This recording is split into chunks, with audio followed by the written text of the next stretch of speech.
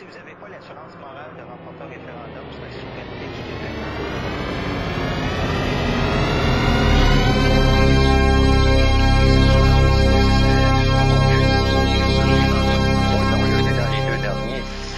pas nécessairement dire quelque chose. On peut-tu en parler du deuxième? Ben oui. Hein, je pense que la démonstration a été faite, puis tout le monde l'a vu.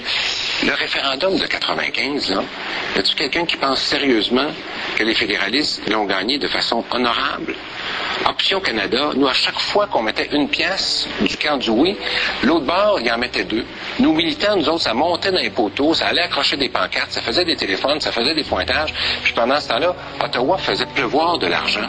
C'est assez étrange de voir que l'élection aura lieu, puis on ne reconnaîtra toujours pas les conclusions du rapport du juge Grenier, qui justement est en train de regarder le scandale d'Option Canada. Donc on va voter sans connaître les résultats de l'étude du juge Grenier, comme par hasard.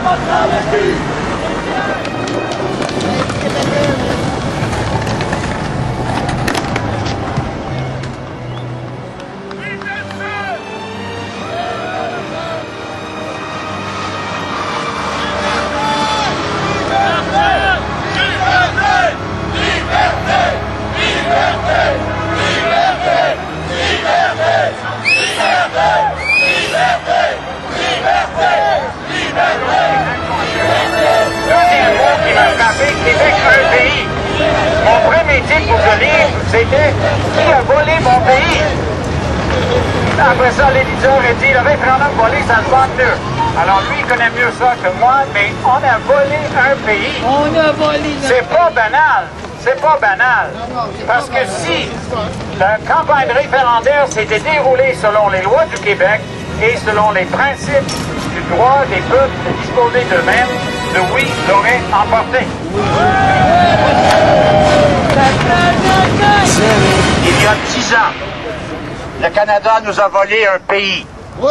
Il y a 10 ans, Ottawa a fait inscrire 217 000 voteurs qui ont voté le 30 octobre et qui sont disparus dans les semaines suivantes, selon les recherches même du directeur général des élections du Québec, qui a fait un recoupement des noms avec la Régie de l'assurance maladie, la Société de l'assurance automobile et Revenu Québec. 217 000 personnes qui ont voté le 30 octobre 1995 et qui sont disparues dans le décor.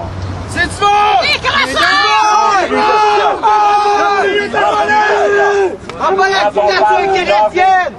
Ce sont des gens qui sont venus voter.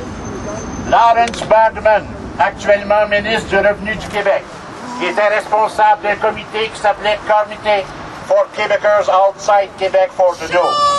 Le Conseil politique a payé des annonces dans tous les journaux du Canada, de téléphoner avec une ligne 1-800 gratuitement pour faire inscrire 19 000 personnes sur les listes électorales qui avaient quitté le Québec. Le 30 octobre 1995, il y a eu un recensement, celui qui avait précédé pour l'élection de 1994.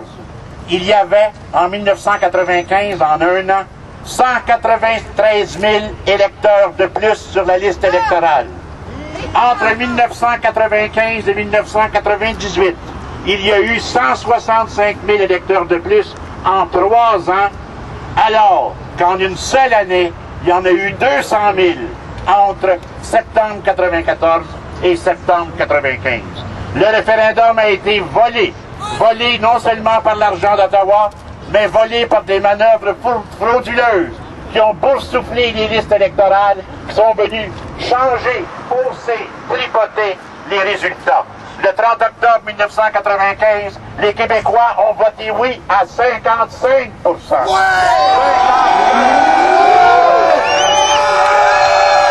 Il est donc important qu'aujourd'hui, plus que jamais, que des gestes soient posés. Il faut une commission québécoise d'enquête sur le vol du référendum de 1995 et je vous invite à sensibiliser les candidats à la chefferie du Parti québécois à ce qu'il y ait une carte d'électeur, un droit de résidence de 5 ans avant que les gens puissent voter. C'est de la merde. Mais où, Colis, il y a de la merde qui sort de la TV? C'est de la merde? Ça, mais Colis, c'est pas normal. C'est normal. Comment ça? De la merde dans la TV, c'est pas normal. Il y en a partout, ça déborde. On va essuyer ça, viens m'aider.